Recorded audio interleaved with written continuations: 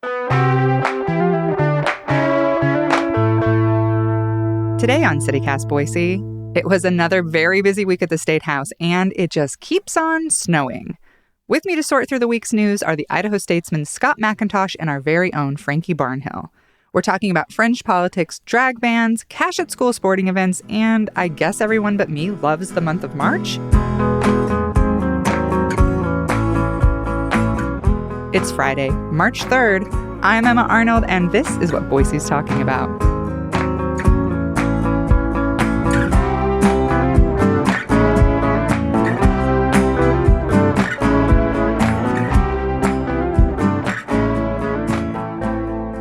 Hi, Scott. Hi, Frankie. Hi, Emma. Emma, we made it again to Friday. Here we are. We did it again.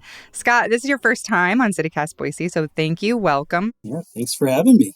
Let's just start with this recent piece of yours in the Idaho Statesman. The title was, "Want Property Tax Relief in Idaho? Sorry, Fringe Politics Come First," which I'm sure resonated with a lot of people this legislative session.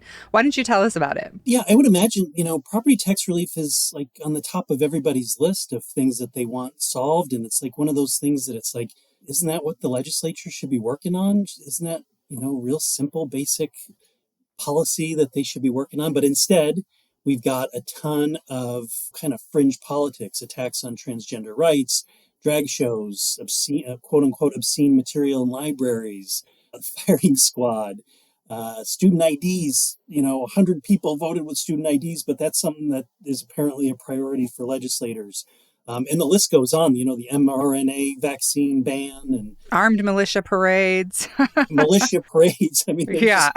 And I think every session people kind of, I know for me, we look at the priorities that they're starting out with, and then the session starts, and it's like, well, where did this all come from? Where did all this come from? So, just a lot of kind of fringe issues that they're focusing on. And here we are in March. It's March, and we no property tax relief in sight.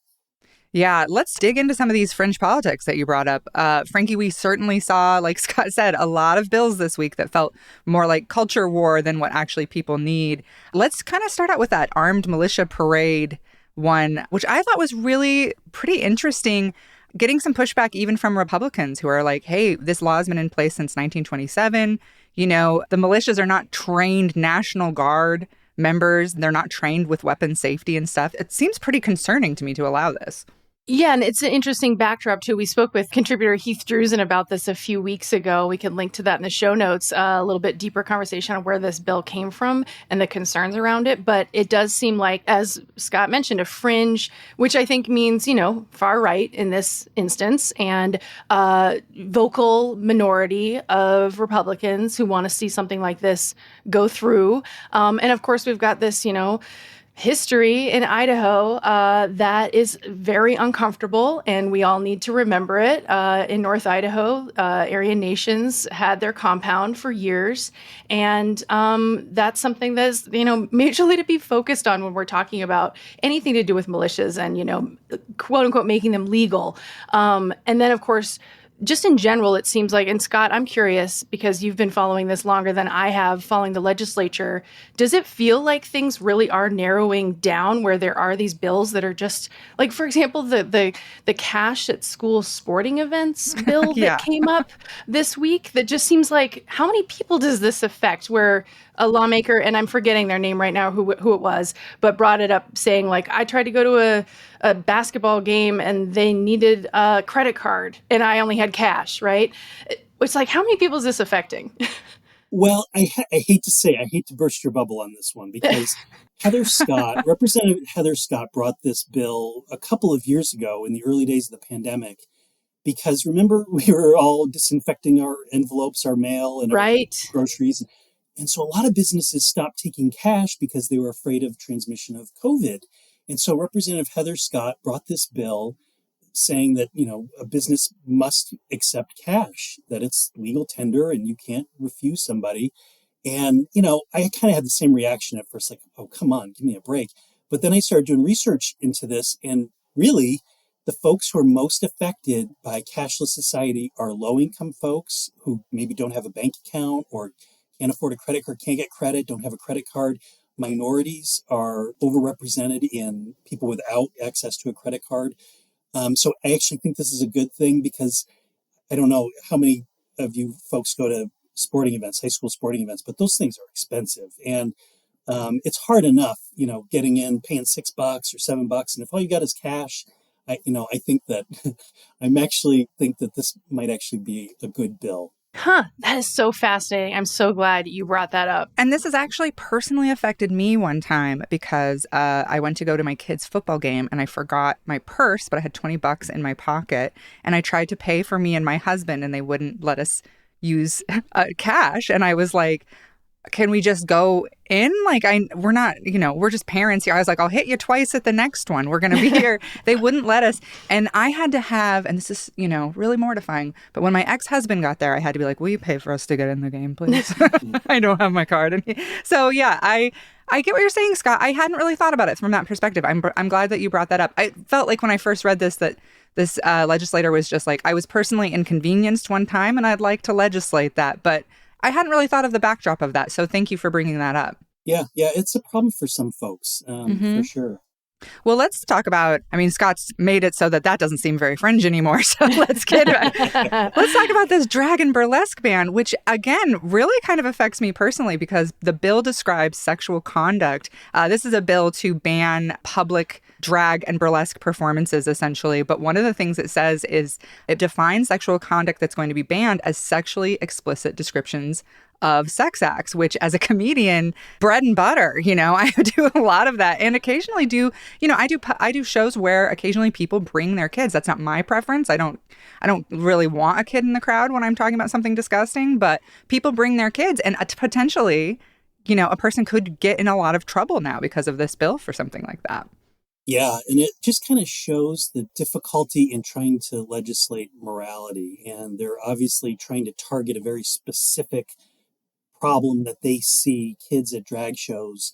And so they've tried to craft this legislation that just is, wide ranging and really, ends up being an infringement on expression.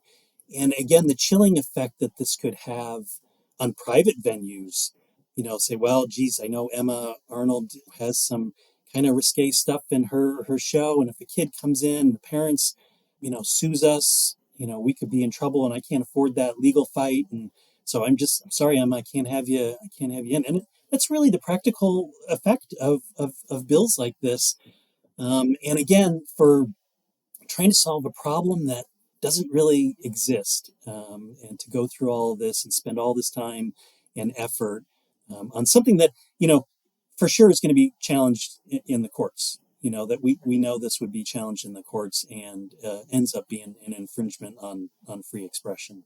The language of it, I couldn't stop sort of like running over that because it says that such shows would have to be, and this is a quote, patently offensive to an average person applying contemporary community standards in the adult community as a whole. And I just feel so like, oh, okay. So, and obviously you're deciding that, right? Like Idaho Family Policy Center has decided that they're the average adult and their average morality and stuff. And obviously like, that doesn't apply to everybody. I think they're more fringe than they realize in that respect. Right. And lawyers just have got to be salivating over this bill. Yeah. Because, this is what lawyers live for. The litigation around this and that language and how you define that stuff. It's a nightmare. It's a nightmare to go through all that to solve a problem that doesn't exist. Emma, you brought up the Idaho Family Policy Center and another bill that they brought forward were endorsing and definitely played a big lobbying part in was around two of the library bills, and they are dead in committee. Scott, were you surprised that those bills aren't going to, at least in the form that they are in right now, aren't going to make it through? Because, of course, one of them, we'd kind of seen it last year, but that one had a criminal penalty against libraries and librarians. And this one was a civil penalty, which in some ways seemed like people felt like, okay, maybe we can get this through because it's a little less intense. It's not a criminal penalty. But anyway, it still didn't go through. Were you surprised? On its face, I was surprised because, Blaine Canzati, who, we might as well start calling him Governor Blaine Canzati. He's been batting 1,000 lately with his transgender bills and all sorts of moral legislation. But then you start thinking about it, and really a lot of these legislators, they come from small towns. They've used these libraries. They know library board members. I think about some of these legislators from these small towns, and they know how razor thin those margins are on library budgets. And they know, I think they bought the argument that it's like, boy, $10,000 because some kid got their hands on, whatever, Catcher in the Rye or something that their mom didn't want them having would just be devastating for a budget. We don't have $10,000 for this. So I think, I was surprised, but I think it's heartening to know that sometimes legislators get it right.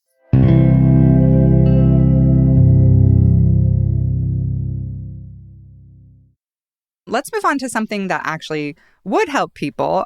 We recently did a show about a bill that would allow Idaho's undocumented immigrants to apply for restricted driver's licenses. Scott, what can you tell us about where that bill is at? So that passed out of Senate committee without a recommendation, which is a little unusual. This wasn't a do pass.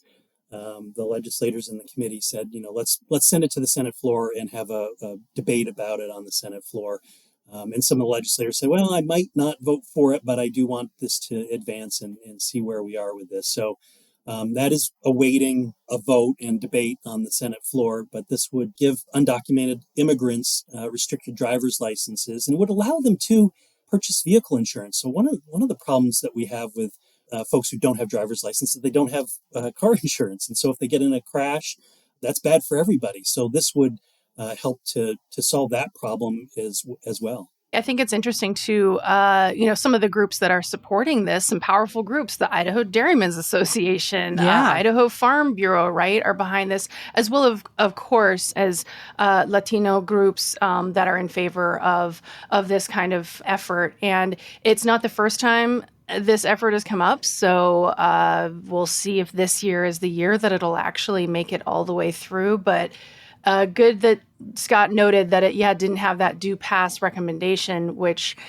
I don't know, does that forecast some trouble down the road, or will there be support that comes later? I guess we'll see. Do we know, is this the furthest this bill has ever gotten?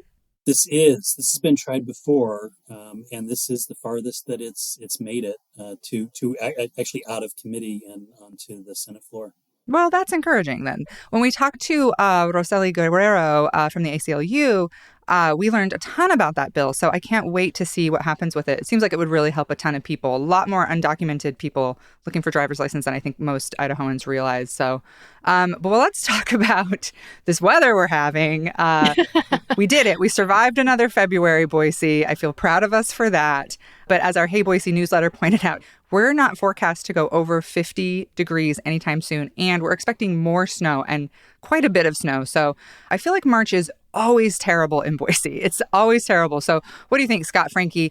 Is there a more terrible month, or does March own it here? Scott, what are your thoughts? March terrible? Look, I'm from upstate New York. March, we usually have another 40 or 50 inches of snow and then followed by an ice storm. So I am never, ever going to complain about the weather in Boise. I also like to ski. So the fact that Bogus continues to get dumped on, I celebrate. So I am good with just about every month. I'm not a hot weather person, so maybe I would complain about August. Oh, okay. Yeah. I'm going to just say, Emma, I get it. I think that there are some folks who are like, is winter ever going to be over? But got to break it to you, this is good for us. We need the moisture. And I was looking at the Bureau of Reclamation has this very fun map that's like teacups is what they're called. And it shows how much water is in our reservoirs and our different dams in our basin. And I like to check in on it because it's important to know what our water supply is like. And with climate change, it's becoming more and more of an issue. And right now we're at about 59% of capacity among our three dams. Anderson Ranch has the most at 74% full. And that's a good sign. That's really good. We need We need the moisture. We need the snow to stay in the mountains and slowly melt. So I don't know. I would say March. I do hear you, Emma. March can be a tease. But I think it's good to remember that we definitely have it a lot easier than like North Idaho. And it's good for us to continue to wade into spring and summer slowly. Yeah, I feel like I started this winter as a, like Scott said, like I was like, I'm so done with the hot weather. I can't wait for winter. And I'm coming out like yesterday, they said, I heard, March 1st, meteorological spring. And I was like, I'm ready. I'm done. I'm done with winter. So I will say, I feel like Boise always does that. Like every season, you're really done with that season by the time it's over. So it does a good job of that. Yeah. And by spring break, it's like, who knows, right? When kids are on spring break, it's like, is it going to be 20 degrees and snowing, or is it going to be 72 degrees and we can all go for hikes? We'll find out. Well, in like a lion, as they say. So we'll see. Hopefully we have some good weather for that spring break. Well, thank you both so much for being here. And Scott, thank you so much. And everybody should read your pieces in the Idaho Statesman. I always really appreciate them. So thanks for coming on. Thanks, Emma.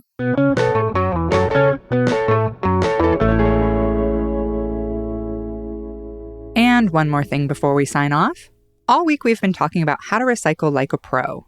For today's Boise Pro tip, something to make you think twice about throwing away or trying to recycle batteries.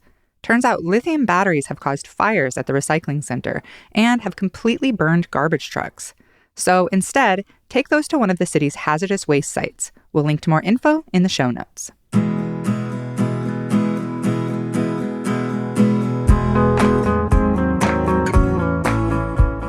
That's all for today here on CityCast Boise.